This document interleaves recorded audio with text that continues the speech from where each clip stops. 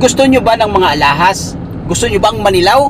Tara, samahan nyo ako at sasama ko kayo, ipapasal ko kayo dito sa mga tindahan ng mga alahas sa bandang Binondo, Ongpin, Santa Cruz, Manila. Ang daming address ha. Tara, sundan nyo ako.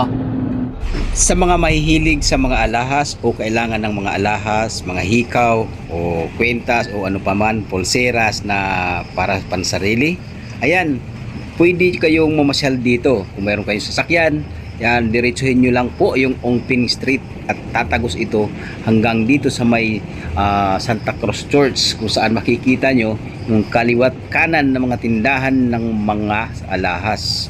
Ayan.